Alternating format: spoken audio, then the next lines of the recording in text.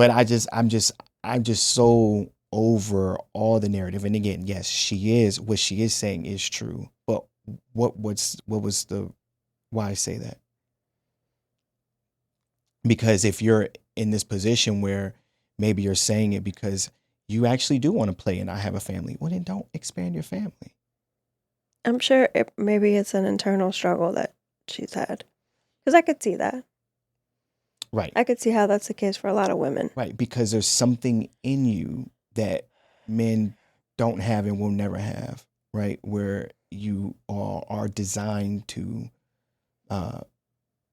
bear children. Yeah, And but you even if will, you have that desire, then you also have like we've had this conversation. When I have this baby, there's a thought in my mind that goes to I'm a little bit nervous, then I don't know at what point it's gonna happen or how old she's gonna be, where it's like, I'm not gonna want to be home with her. Because I know me. right. I can do that for the period of time where it's gonna be necessary. Hmm. But then like I'm probably gonna resent the fact that you get up and get to walk out the door. Yeah, I get it. You know what I mean? Right, I get it. But then there's also that guilt. Right. Yeah, I get it. Where I wouldn't have any guilt. But Right. but truth be told, my guilt would be is that I feel like I'm leaving you. So I might not feel the actual guilt that you will feel of, let's say, leaving the child at home, right? Mainly because I wouldn't have that guilt because I'm leaving the child at home with you, Right, and right, then you would then leave the child with somebody else, right? So it's kind of like, but right. the guilt of knowing that you're stuck in a house all day, because I know that makes you feel some type of way. Like Right. it's not like I Yeah. just wouldn't give a fuck and be like, well, tough break on her. It wouldn't be that way. Right. I would feel some of that, Right. you know? So yeah, I mean, but what can we do? Yeah, I can't you change navigate who I it. am and my plights, and Right. I can't, it's just, and you can't change who you are. And But I feel like I'm going into this the pregnancy maybe I don't know, maybe having another baby I'm way more flexible in what I think I'm willing to do or not do than I was before. Like I want to nurse her, okay, but I'm not putting this like pressure on myself like I did with Sahara. As okay, far as like if it came down to it and it was too much, I'm not going to fight maybe giving her some formula. okay, You know what I mean? yeah, Where before, like I told you, she didn't take the bottle. mm-hmm, So I said, well, fuck this. I'm just going to nurse her instead of maybe like pushing it to the point where it's like forcing her to take the bottle. right, right, And then right, I breastfed her for yeah, three because they'll get years. hungry eventually, Right. and they'll take that goddamn bottle. Like I don't know if I'm going to sacrifice so much of myself this time around because I'm also tired Yeah, and I'm not sure how much I'm going to have to give. that, and you're in a different position. I didn't know you when you had your son or your daughter, but from what I think I know of you, you didn't have the career that you do now. Right. And so I guess being a stay-at-home mother or spending more time with your mother, I'm sorry, more time with your children afforded you that mindset to then go, okay, well, this is what I can be. And so you just kind of settle into that, almost like this is what life is, and this is what I'm going to be. This is the role I'm going to play. And a lot of what I did with Zahara was to combat the guilt of what I didn't do with Aslan, Right. if we're being honest. Okay. Fair enough. And so that was And now I feel like I'm going to have this like balance of both. because you're already Because done. I did. So Right. you've forgiven yourself and you've Right. proven. And I know that I can do both now. Right. And that's okay. Even if she doesn't get titty the whole if formula doesn't have to never touch her mouth, Mm-hmm. she's going to be fine. Gotcha. You know? Gotcha. But where I was getting at is even with that. So, Mhm. and that, I guess I could just add on to where I was going with it. You're just in a completely different state of mind, period. Yeah. So right now we're in a situation where we have the luxury of hiring a nanny. You're right. We have the luxury of sending her to a daycare where there's computer, monitors and cameras and Right. all sorts of, or whatever it is that we need to do to give you the relief that you need. Not even just for the relief of not having a child around, but just the relief of going and working your job because that makes you feel fulfilled as well. Right. And so I'm sure not doing that would make you feel like that there's a piece missing more so now than before because Yeah. you didn't have that Right. that piece there Right. where it could even have been an empty space like it could be today. So because you are going into it with that mentality of, hey, we can whatever option we need to do, we can make it Right. happen. Then that kind of now already puts you in a position where you do have that state of mind where you can say to Sure. yourself, hey, if I need to, then whenever I've had enough, just like you said, like whenever I had enough, Right. then I I could don't know just, when that's gonna be, but Right. right. now there still might be guilt there, but Yeah. at least with the options that we have, we can minimize as much guilt as possible because of, Yeah. it's not just going to be with some Joe Schmo daycare around the block or some Right. cheap ass No. nanny. That isn't gonna. Well, there's the conversation we weren't gonna have. Yeah, you ready to intro this? Are you ready? Well, it's there if we need it. I Let me guess. let me fix this cord because I feel like there's not enough slack on it. This. I feel like it was just I was pulling at that, but then it. Huh. I wonder how that's gonna look.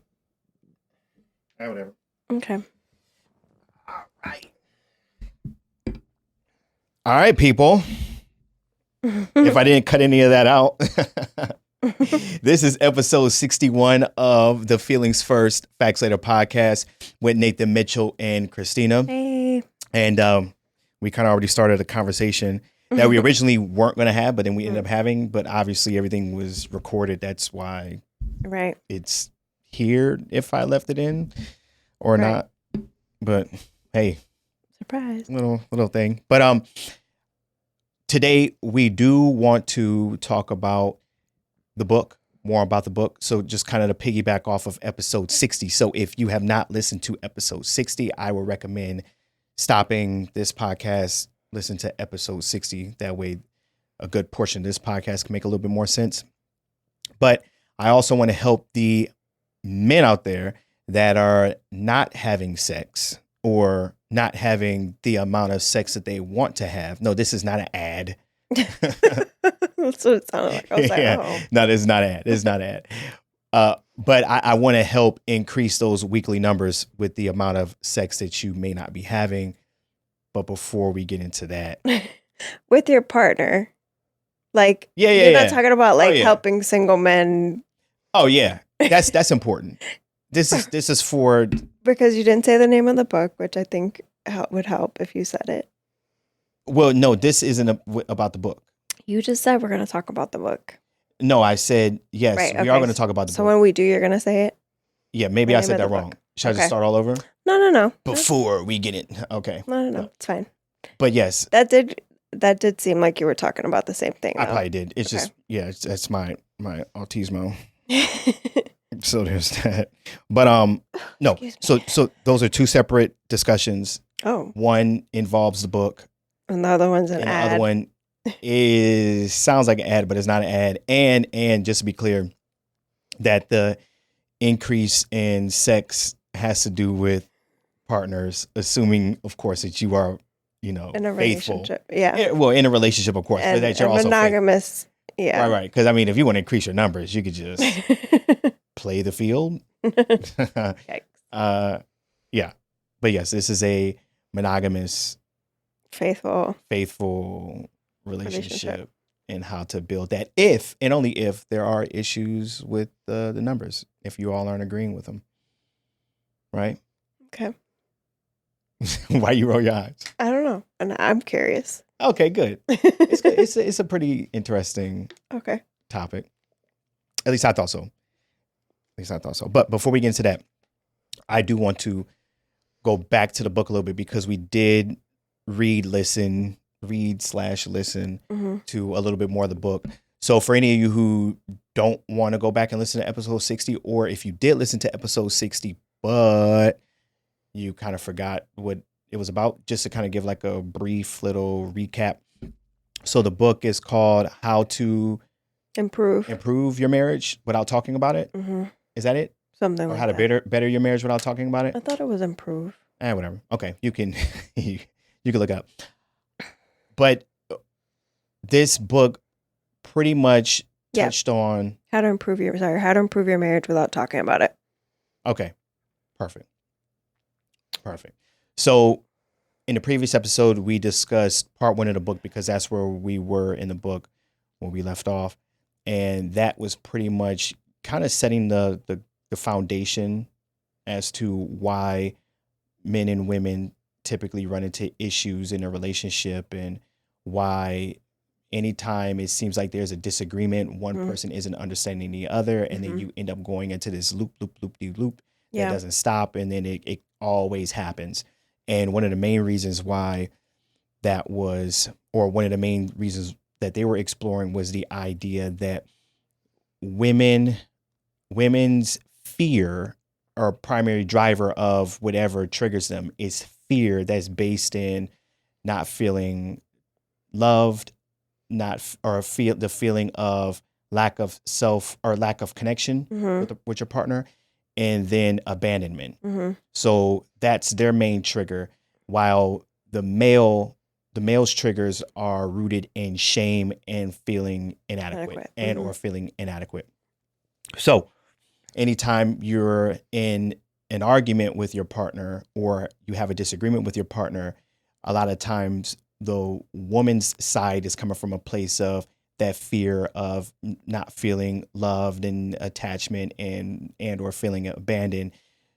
And then the man's then turns around and they feel shame and feeling inadequate. And now you all are going into this loop that a lot of people, or a lot of couples, find themselves in a situation where they can't break themselves out of it. So this book basically, after setting that foundation and give you an understanding on why these feelings are occurring and where these feelings are coming from, then this book teaches you in part 2 how to overcome those obstacles and have better communication without really talking about it.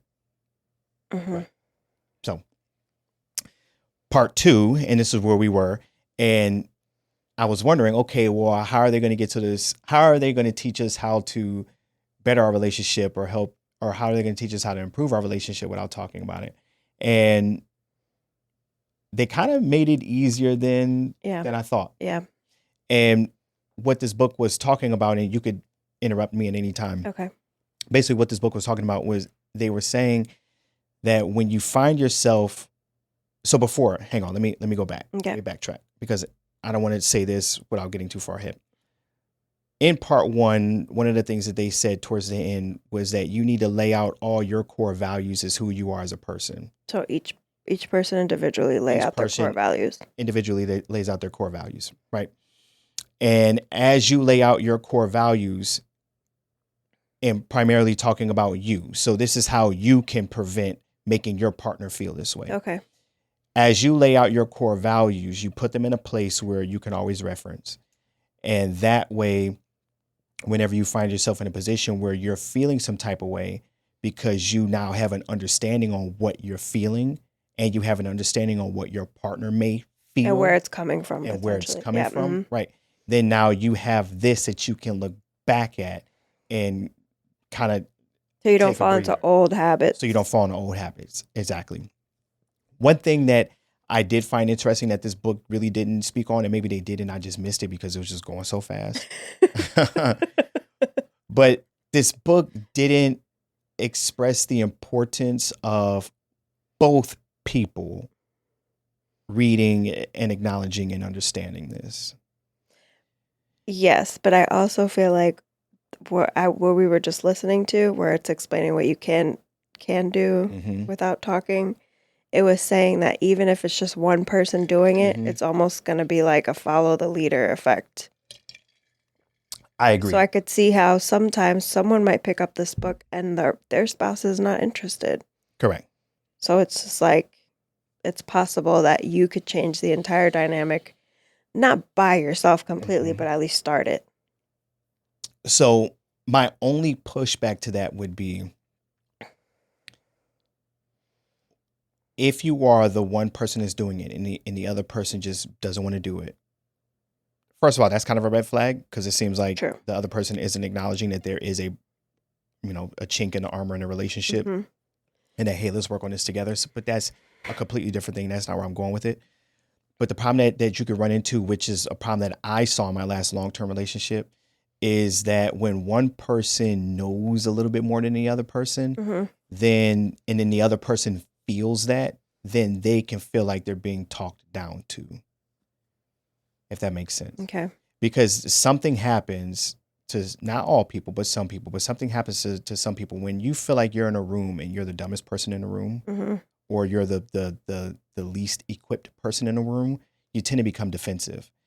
And then you can possibly find yourself in a situation where even though you're trying to talk and then get through things, that person might feel like that you are being a bit, Condescending or hmm even though you're not.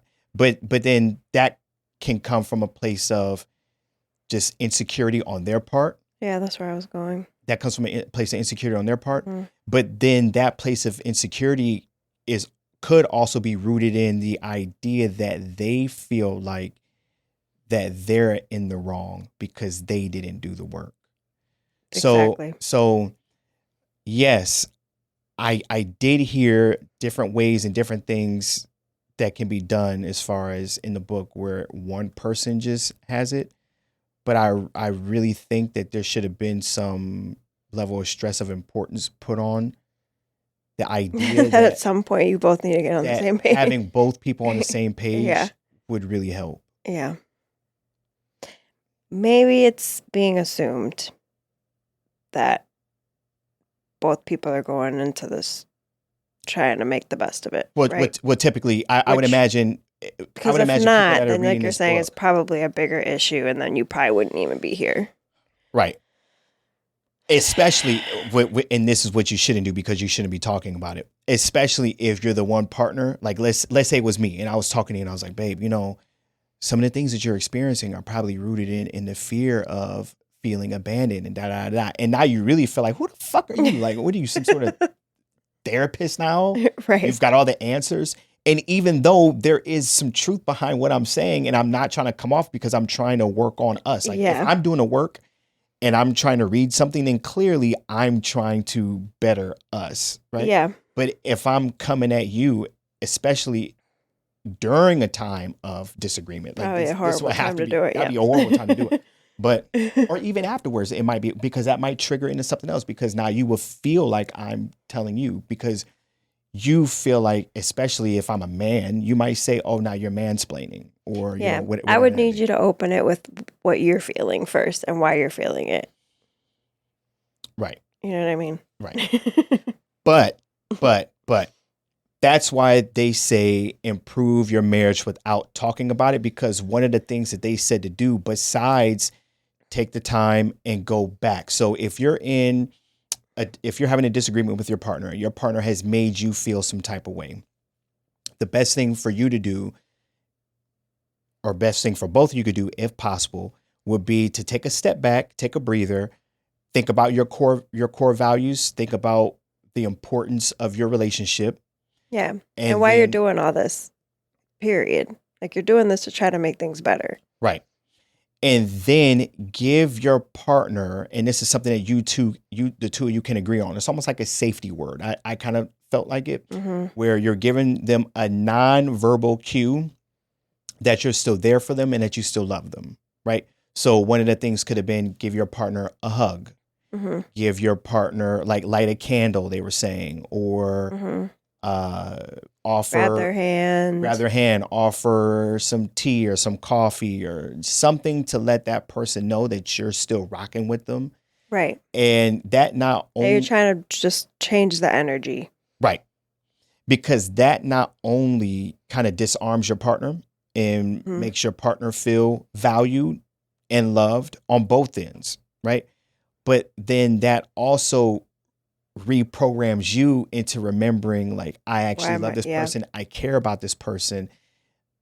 Let me take the time that I need, and in that way, we can address how we're feeling Yeah. at a more appropriate time. Because at some point you are going to have to talk about it. Yes, I think that's important to say. Right. So this book, even though it's in the title without talking about it, the not talking about it part is saying, hey, we need to talk.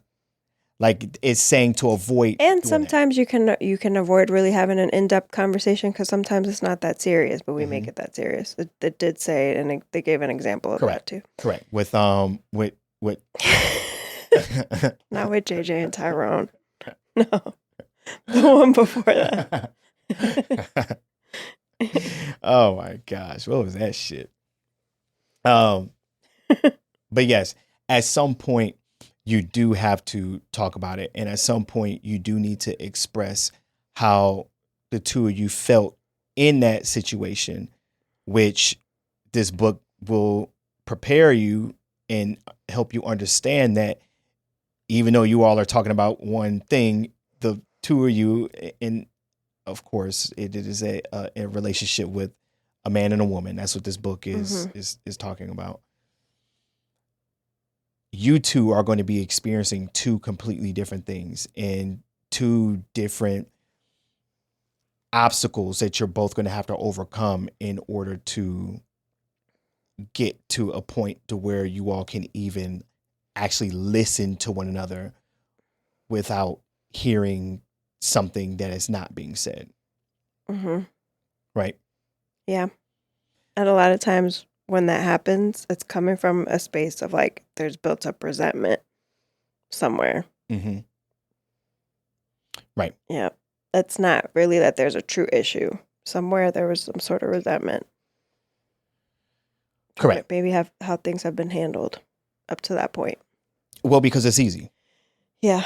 It's easy. And this book said that the resentment that could be built up is as easy as when you get out of the honeymoon phase, and now you're into real life shit with this person, then you're resenting what happened to that good old googly eye. Right. But like you used to listen to me more. You used to be more patient with me. Right. Yeah. And so if anyone remembers from episode 60, or if you haven't, then this is going to be something we're going to tell you now. But in the book, it talked about in the first 3 to 9 months, of being in a relationship, the same hormones or the same chemicals that are produced when you're falling in love are the same hormones that actually bring you closer to that person. So you are more aware of their feelings, you're more aware of their subtle cues,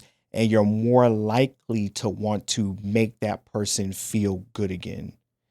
And after that, which is what we all known as, or that point, or that time frame, we call it the honeymoon phase. But after that is when you actually have to do the work. Yeah. And what did I say? Something crazy? No, I was just thinking. It's like somehow after that, it turns into like, fuck you. Exactly. But the reason why is because you're less sensitive to that person's feelings. Right. And now this is where having that understanding of what's going on between a man and a woman. And I would imagine that it's not just a man and a woman. I'm pretty sure it could be anyone exuding feminine versus masculine energy. I don't know. And the only reason why I said that disclaimer is because if there's anyone out there that is in a same sex relationship, I don't want you to feel like that these tips wouldn't potentially help you, right? But after that point where you're no longer on this mode of heightened senses for this other person, then the resentment can kick in because, like you said, now you feel like that person just quit giving a fuck about you. when that's kind of the case. I mean, there obviously is some truth behind it. Chemically, they do give a less of a fuck about you, but you could get back to that point by having the understanding of it. That's what it should be. They should have two different versions of the book. Right. They should have one version that just kind of breaks it down the way she is and is very, PC and this what it is, and then the other version be like, niggas tired of the pussy. And once that happens, right. Look, dog. Good luck with that. Look, dog. Everything she says and does is gonna make you feel some type of way. Promise you. And then you're gonna say some shit, and it's gonna make her feel some type of way. And you can be like, "Damn, this bitch is fucking needy." And but in all actuality, she's no needier than what she was before. Right. It's just different lenses. It's just when you were chasing it and everything was brand new. Yeah. You were about doing whatever you needed to do. You know, you were you were texting, 80 times a day. No, but yes. No, but yes. There should be a legit nigga version. With Tyrone and JJ. Yeah. If you do listen to the book, I found it very funny that this was a well thought out book, and it seemed like it was backed by research and all these other things. But in part 2, there is a scenario where the author is trying to get us to see 2 different viewpoints from one incident. And this incident involved Letitia and Bo, and their friends Tyrone and JJ. And she even got sassy when she was talking Letitia's part. She did. When she was Letitia, she didn't just say, "Hey, babe, can we talk about?" She said, "Hey, y'all." No, she didn't. No, it wasn't that. But it was different. It was different. She definitely had a black accent. She did. And this is not a black woman that was reading this book. Yeah, but she did switch it up. She made it clear that she was patting her head. She stepped into Letitia's. Oh my God. She should have just did that.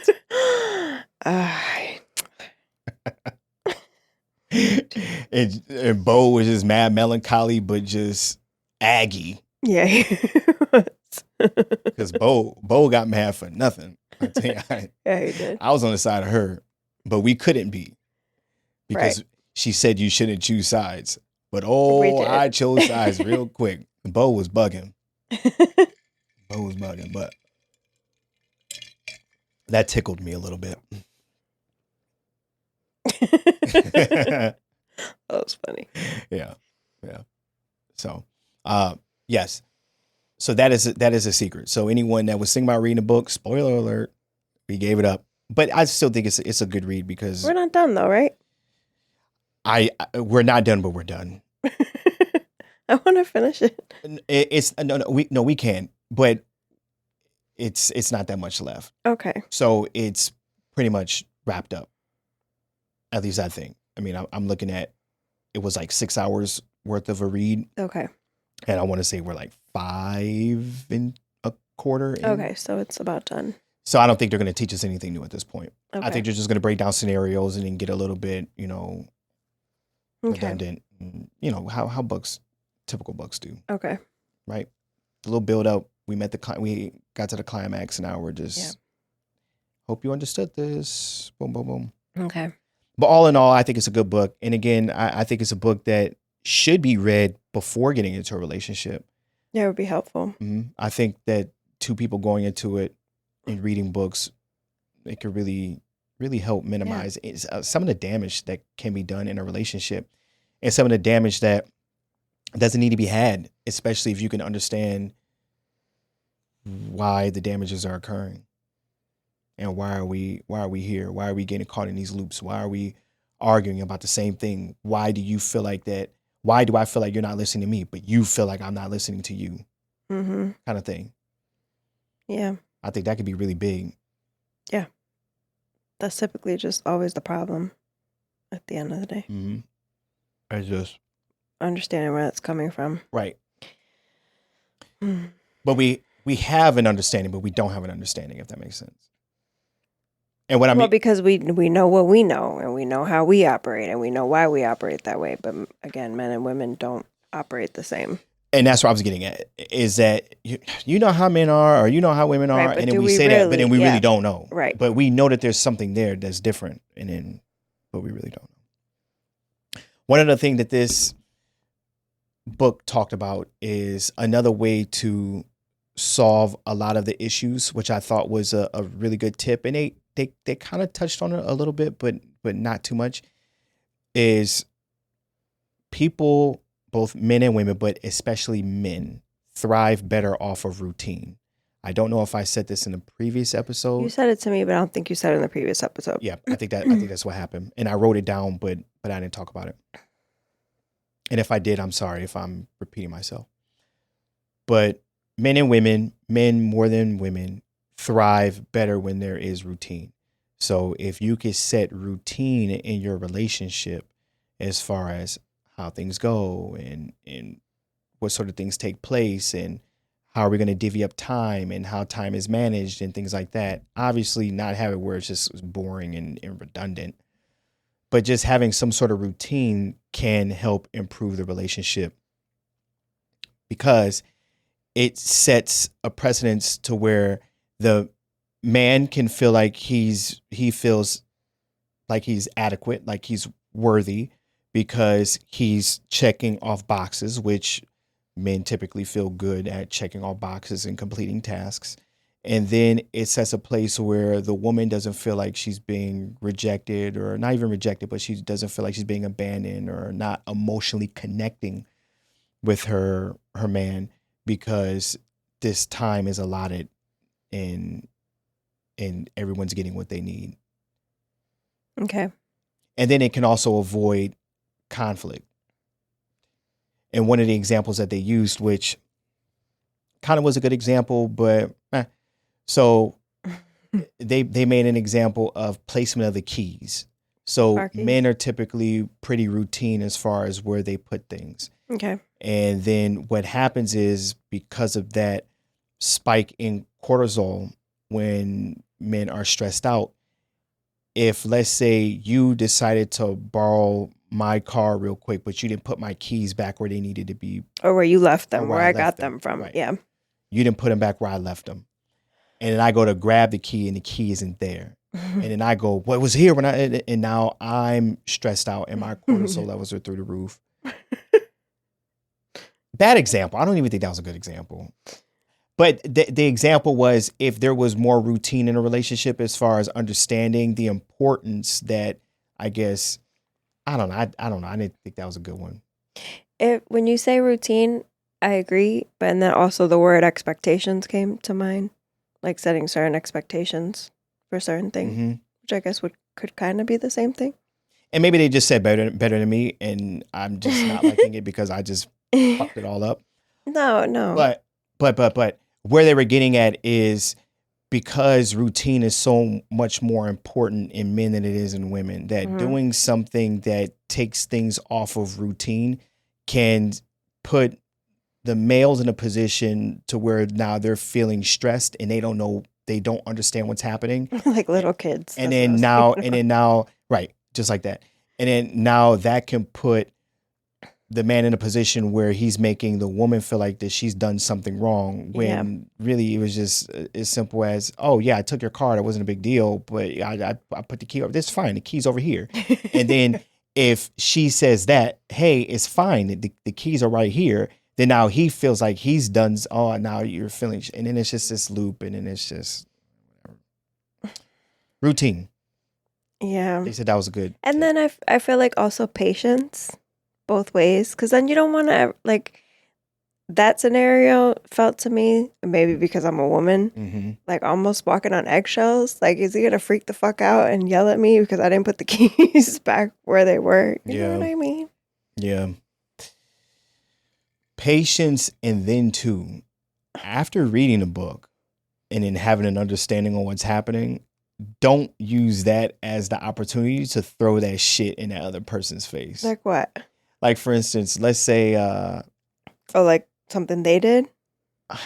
Or even not even something that they did, but even in those moments, and I guess that's the importance of not talking about it right away. But in those moments where, be like, well, what are you feeling? Are you feeling abandoned or something? It's like, oh yeah. And then, or like you say to me, what are you feeling? Shame? Or it's like, okay. Are you feeling inadequate right now? Right. Ugh. Well, I think you don't even have to say that. There's just this understanding of that's where that's coming from. Right. So you don't weaponize it. Correct. So you almost don't have to say it at any point because now there's just this understanding. Right. ice in my mouth. Yeah, I know. I Looks spit refreshing. it back out. It is refreshing. I just hope it Oh, doesn't make too much noise. all of that. That was a lot. A noise? You just spit the ice back in. Well, because I didn't know what to do with it. What was I supposed to do? Swallow it? I'm like, You could have kept enjoying it. yeah, but I didn't want to. If you were talking, I would have enjoyed it, but you That stopped also would have before. been distracting. Just on headphones. All right. Is there anything else that you want to? No. No? And That yeah. kind of, just read the book, people. Yeah, it was good. I recommend it. Right. Any tools, even if you just get a little bit of it, let's just say you don't adapt or adopt the whole thing. I think you'll get something out of it. Right.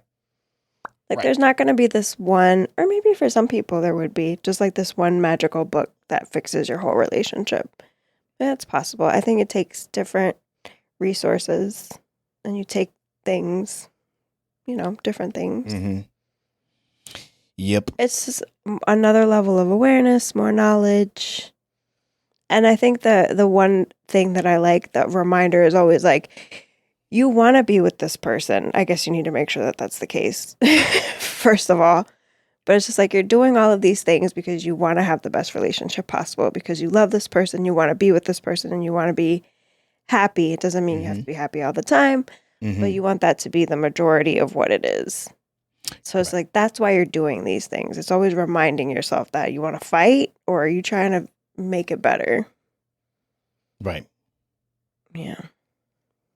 Which is why I said going into this book with the two of you reading it is really definitely. It's really gonna help things. Right. Out, True. as opposed to just one of you trying to do the work. Because then now you're really gonna resent that person. Because you Probably can even more. Probably even more, right? Because you can only take these skills and try to apply them, but so many times before you feel like, yo, what the fuck? Like, here I am, I've been trying. Am I in a relationship or not? Because I could see as a woman, if you were doing this, but your male partner wasn't doing it. And then now where you were feeling like you were isolated, or you were feeling like you were abandoned or not having that emotional connection, and then this person still isn't trying, even though you're trying to understand what's going on with them and give them the time and try to break those silent barriers or whatever it may be. And now this person is still stonewalling you and still or still getting in that same bad behavior loop. Oh, that's the thunder. Yeah. Like, what the hell was that? Getting in that bad behavior loop. Then I could see a world where you would feel even more distant, isolated, unloved, no emotional connection, right? But same with the flip.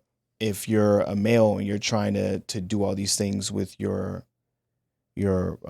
female partner, and you do feel some sort of inadequacy whenever there is tension between the two of you, and you're trying to break down those barriers on her end because you feel like that there is something that you're doing that's not fulfilling their needs, and they're still creating that space or maintaining that space and still making you feel that you're not enough. Then now that's just going to, but I guess at that point, then you're going to come to an understanding that maybe our problems are bigger than just right.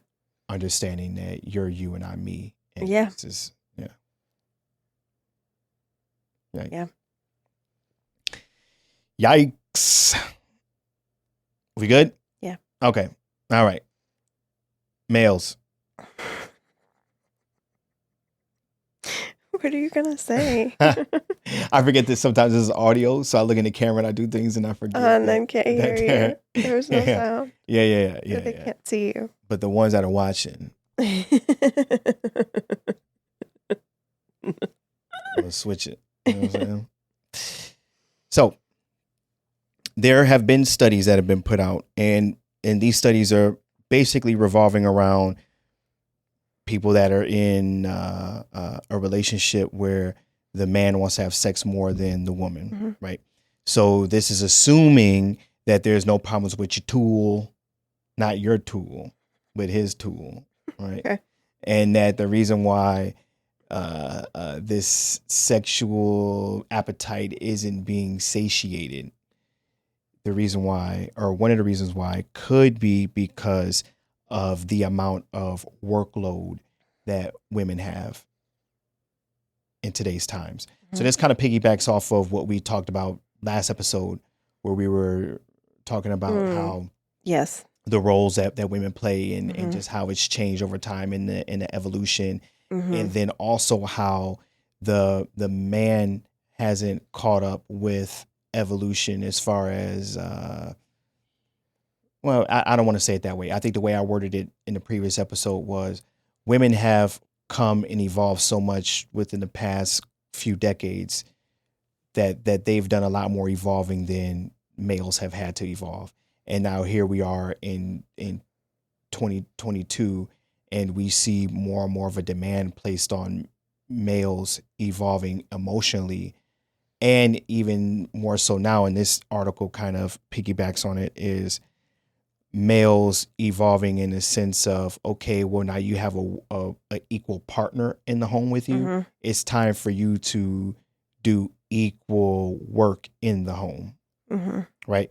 So this research has basically tried to figure out what is one of the reasons why sex isn't being uh men feel like that their sexual desires aren't being fulfilled. And Because you're not doing the most, so you're not as exhausted or drained. right, Potentially, exactly. maybe. Okay. Exactly. So this research broke down what does it look like when in the relationship, and these are two people that are working and bringing in, equally working, Okay. right? What does it look like when both partners are equally working, however, the woman is doing more of the household activities as Okay. far as like upkeep? What does Okay. it look like when there is a balance, an equal balance between? Are they putting kids in these scenarios? They did not. Okay. But That's important. but I would imagine that ties into the household activities. I don't think I don't see where there would be. No? Okay, well, hang on. Okay. We can explore that here in Okay. a second. And then what does it look like in a household where there's still equality as far as the amount of work outside the home? Uh-huh. But what does it look like when the man is doing more work inside the home than the woman? Okay. And this is all from the perspective of women and their sex drive and how it correlates to the amount of household duties that they're doing in comparison to their partner. Okay. So there are two sexual desires that they broke down, I guess, in order to better understand. And I know the woman's sexual desire is more simple than this, I guess you could say, like binary breakdown that they gave here.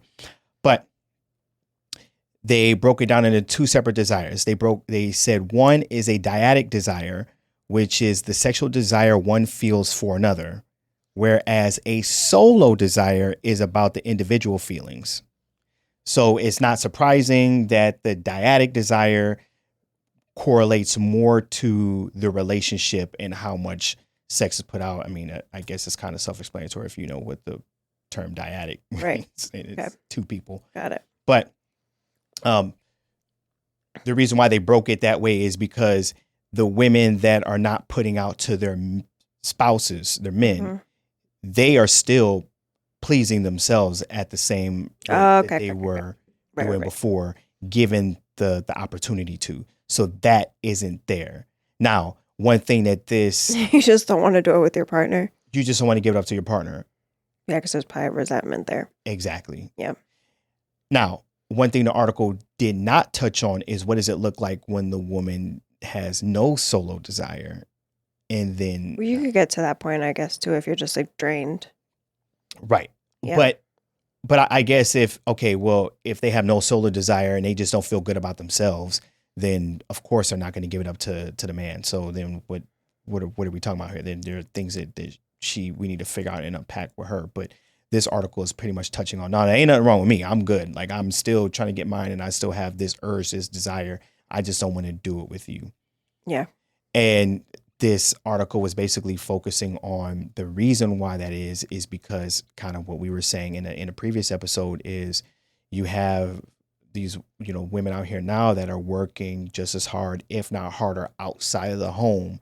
However, males are still under this impression that wives have to cook, clean, and do all the other sorts, where that would have made sense if they weren't already outside the home doing things, and then now they can be a homemaker and maintain the upkeep of the house because you're out doing everything. So now they get to hold down the fort. But if now the two of us are both outside the home equally, and then we come home, everything in the house should be equally.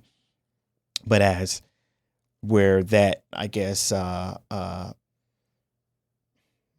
will be a good word for it? I guess that where that evolution curve hasn't spiked for males yet, because we're still trying to get into the groove of this. Right. We're not equal partners in the household. Okay. And so that is putting a lot of stress on the woman, which then... Yeah, because then sex could feel like another thing on your list of things to do. Correct. Yeah. As opposed to something... Right. Right. That you want to do, you look forward to doing, have the desire for. Right. Yeah. So what they were saying is that in a typical home, the upkeep of the home, or the work that's taking place inside the home, the imbalance where women are doing more of the work than men, desire, that dyadic desire is low to none, while that desire is a lot higher when things are equal. I could see that. And then of course it's a lot higher when the balance is, or the scale is shifted in the favor of the woman, and now she has all the solo time and the desire in the world. But yeah.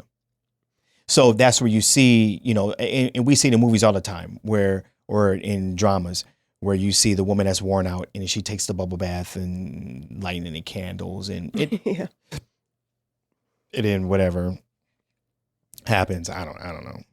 I don't know. What do you think happens? You just clean up and you get out. You know what I'm saying? You're not taking the head of the shower. No.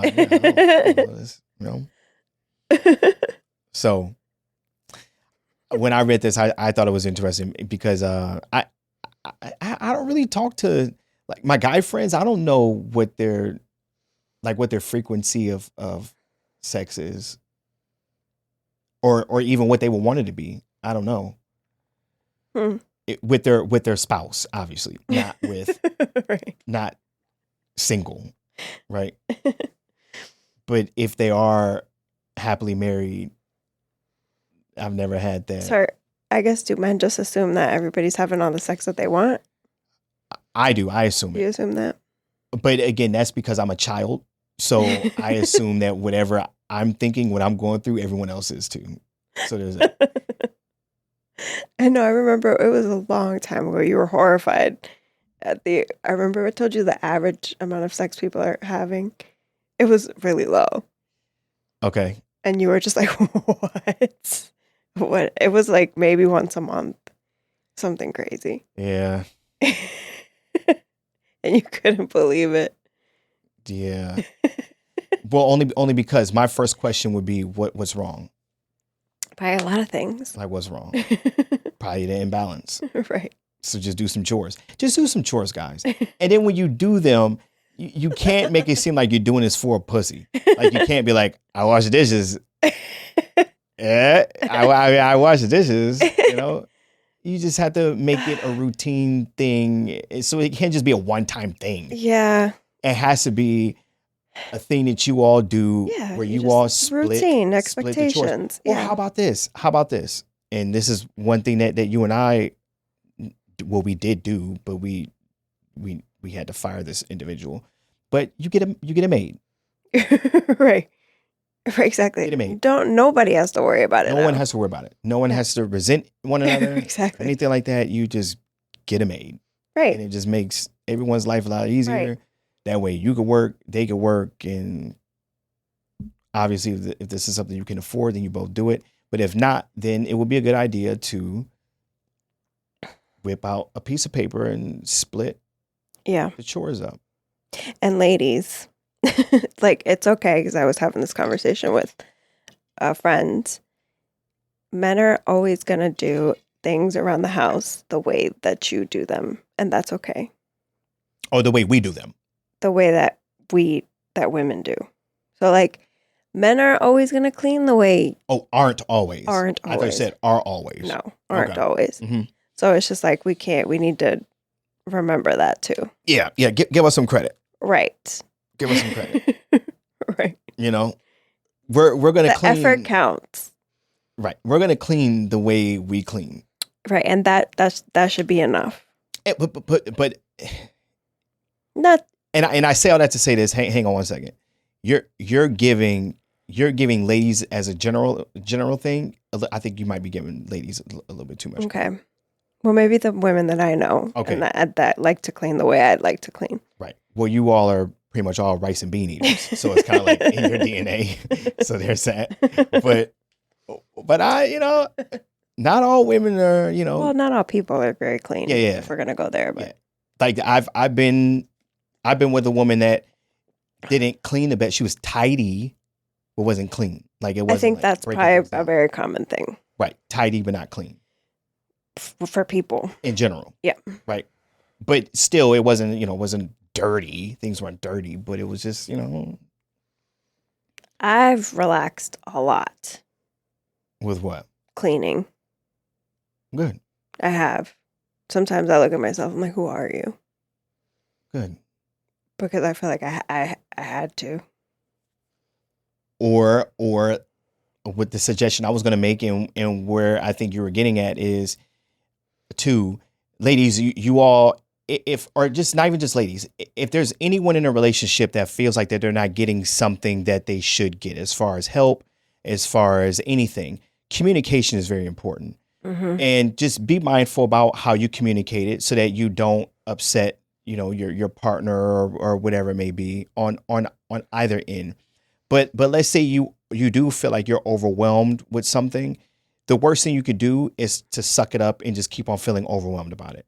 Because if you are making that decision to do that, then you're automatically signing up for feeling shitty and feeling the way that you feel. For sure. Right?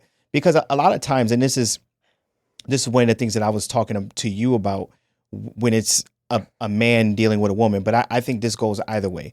If you're with someone that really loves and cares about you, just because they're not on the same page as you are about some of the things that you find important, that doesn't mean that they don't give a fuck about it. Mm-hmm. Even if they just gave a fuck about it enough just to make you happy, mm-hmm. I think that they will go that extra step to make you happy, especially if they actually love you and care about you. Now, if they don't love you and care about you, then they'll hear what you have to say and they'll just create an excuse as to why they don't have to do it. Right. Like you'll hear things like you're being needy. You'll hear things like, is that really that important?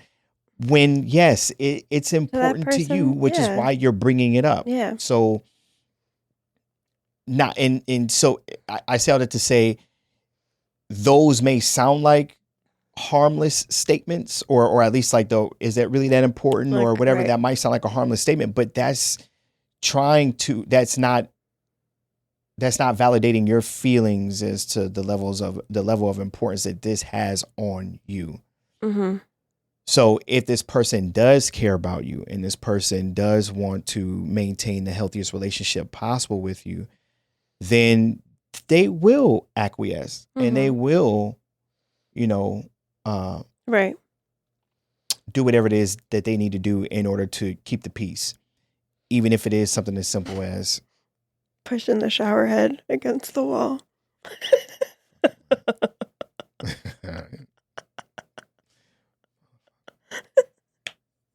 And you know what? Welcome to living with another person, as learning all these things.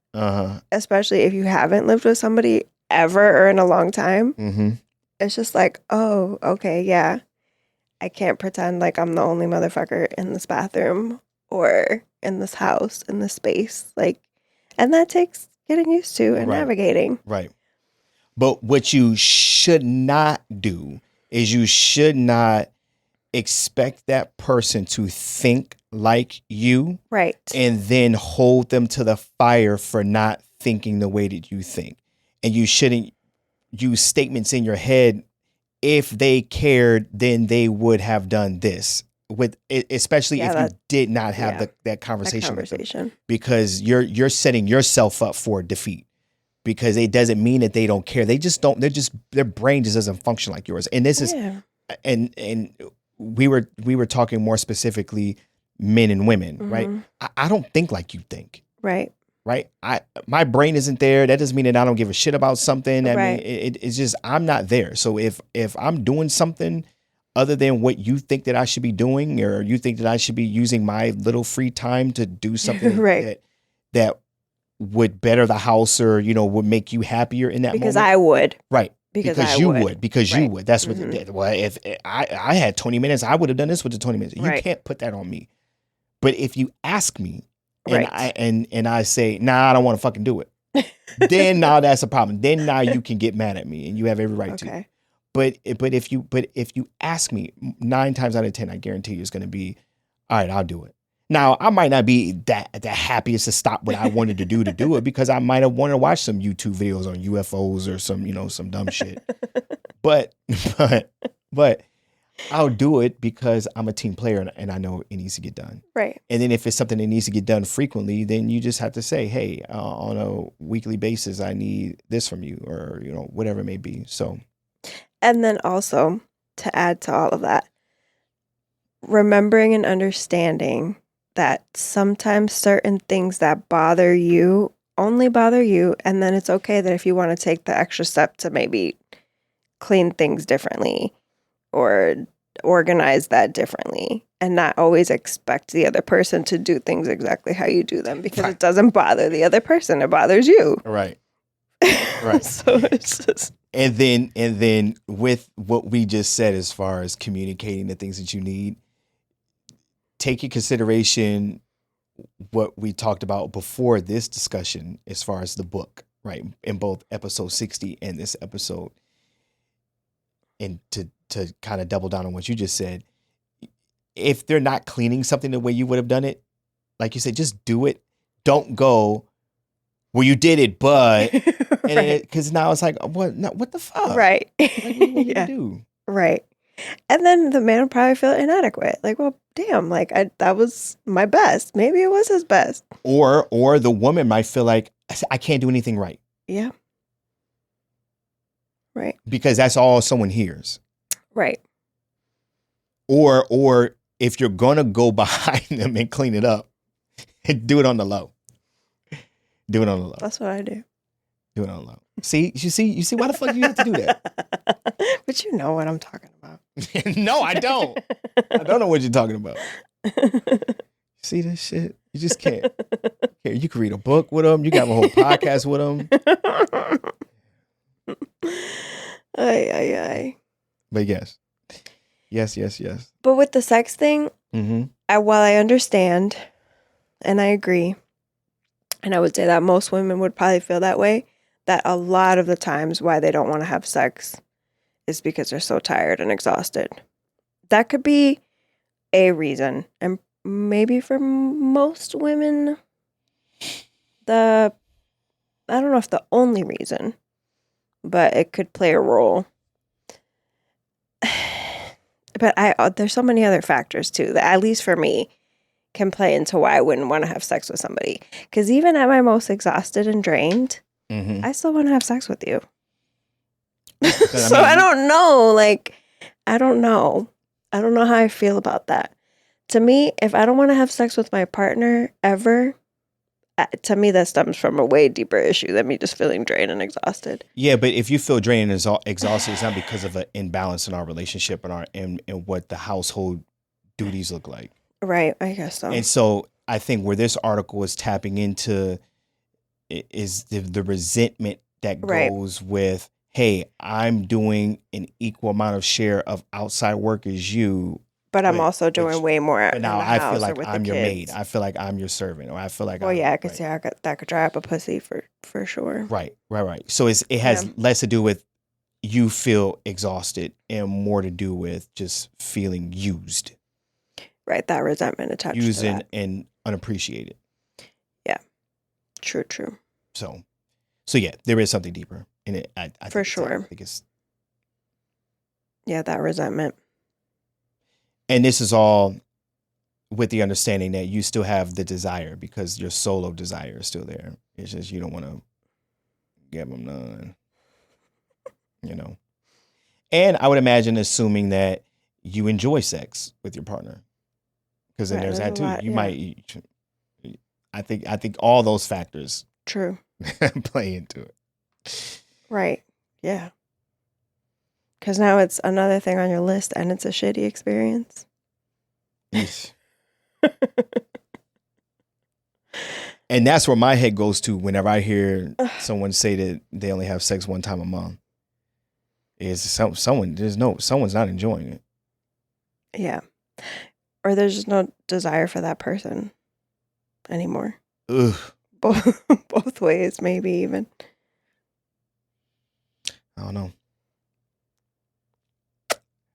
And it won't be solved here. I don't know shit. Hmm. But yeah, did you want to talk about the kids thing because you brought it up in the beginning and now you mentioned it now? Well, because I don't think kids necessarily just fall into household things. There's car lines and driving and extracurriculars, and I think kids just adds a whole nother dynamic. I think where my headspace was going to, where I was saying that they kind of roll into that same idea of splitting the household And appointments duties. and taking PTO to take kids to the doctor. What if a kid gets sick and it's just like the expectation is the woman stays home, or And so that's where I was saying I kind of lumped that into one and all into one thing because that's where a conversation could be had to where we work together to make it happen, where it doesn't feel like it's all on your shoulders. yeah. So, maybe there's a couple of days out of the week where I go into the car line. So you're not going in the car line every day. Right. Maybe. Or if I do car line, you do bedtime routine. Right. Or I'm not a morning person, so you get them in the morning, I got them at night. That's where I was getting at. True. Is that those duties can still be split. Right. And Who's that's packing lunches? household shit. That's all household shit too. Yeah. Even though, yes, a child is different than a sink full of dishes. I understand that. Yeah. But it all rolls into communication about expectations. Right. Because it has to be. Because it's hard. It's hard. Especially in today's time where more and more people are forced to have both partners working. And then more homes don't have the luxury of what we talked about earlier, where you would have a nanny to kind of cut out some of the work to lighten up the load. Yeah, people don't have support sometimes. People don't have the money to put up for a maid. Right. Even if it's, every other week, right, once a month to do the deep cleaning, and then you just do surface cleaning. Right. Which is what we were doing. And to speak to that, because yes, I think in our minds, in other countries, that is a very basic thing. Like it's not even a luxury. It's a necessity. You don't do cleaning because you're doing other shit. So there's no one in their right mind is going to come home after a full day's work and start cleaning. And sometimes people even have someone cook for them because it is a lot. And I think like maybe a shift in mindset because, okay, it does seem like a luxury. And sometimes people think it's more expensive than it actually is. But if you cut out eating lunch every day, if you cut out that morning Starbucks, you could hire a cleaning lady and save yourself so much stress and headache. Easy. So it's really like looking at it differently, I think. Right. Well, the way I look at it. And a lot of people don't have the luxury of looking at it the way I look at it because their work isn't set up the way mine is set up. But I have the luxury of kind of working at the pace that I want to work, right? Yeah. So I can work as little as I want. I can work as much as I want throughout the week because of, just how everything's set up for me. But I get into this mindset of, okay, how long would this take me to do this? So if it's going to take me 3 hours to do this one thing, then I would much rather work an extra how much is your time worth? hours Yeah. and then give that money and To the put it professional. there and put it there to the professional because I'm doing something that I enjoy. I have no problem with doing it. I'm not the best cleaner in the world, and I certainly don't enjoy it like someone that potentially does this for a living. So I will much rather sacrifice my time doing what I know how to fucking do and get the job done and then give that money over. So that's how I go. And I do the same thing with the landscaping of the house. For the most part, I would clean out the gutters and I mow the lawn and I do things. But when it's heavy fall season where all the leaves have fallen, Yeah, right? you're gonna call We have a somebody big to- yard. Yeah. And so I know it's going to take me a couple hours to do it myself. So I know how much it costs just to have someone else come out and do it. And then they get it done. And I go work those hours and then I come back and it's all done. It's taken care of. Right. And everyone, and I'm putting back into the economy because now they were able to do their job. I was able to do Supporting my small job business. and then boom, boom, boom. And we keep Yeah. moving. So yes, if you can cut back on some things because it's just not affordable or you don't have the luxury to work the way I work, then yeah, just cut back a couple things. And then just, you'll like, find that you can't afford because housekeeping really isn't. No, it's too not that crazy. expensive. Mm-mm. I think it's Now, if you go through a big company, then that's where it can get expensive. correct. But if you go through there's so many someone that's people off of Craigslist or Right, what or even word of Angie's List or mouth, something like like, that, word of mouth, right? Yeah, right. yeah. It's pretty. But I think for a lot of people, it would be shifting your mindset to thinking like that's a luxury. For a lot of people, it's a necessity. Well, if that means saving the marriage, Yeah, then I think it's well worth every penny for sure. because it's one less thing that you need to worry about. Right. But again, I don't. Some people, I don't think. And this is for people that just want to be clean, obviously, because like I go into homes all day long, and a lot of people they don't care nothing about cleaning. Or maybe they do, and this one person was just doing all the work, and now they're backed up, and then things just pile up. But what do I know? Right. All right, you ready to get out of here? Yes. All right, people. Thank you for rocking with us. I felt like I was real like not put together in the beginning. Maybe I can edit some of that crap out. You always say that. I know, but I felt like I was just real. Your own worst critic. And then when you listen to it, it sounds fine. I don't know. It's like my gears weren't moving properly. We'll blame it on Monday. Today's Monday, by the way, folks. Yeah, we're getting closer to what we should be doing. Yeah, recording on Sunday. Right. It's a day. We're late. almost there. It's not bad. But today is Monday the 2nd. And so we actually tried to find out, or we tried to talk about some current events, but there really wasn't anything happening, not relationship wise, other than monkeypox being a And Ben and STI. J-Lo had their second wedding. Hey, BJ. I don't like that. You're not calling him BJ? No. Okay. All right. Ready to wrap this up? Yeah. All right. Should have done that a couple months. Fuck. Hey. We're not even going to go there. All right. Thank you for listening to another episode of the Feelings First Facts Later podcast. This is the podcast where we saying shit, but we ain't saying shit. And as always, I go by the name Nathan Mitchell, and I did this with the lovely Christina. Bye. Peace.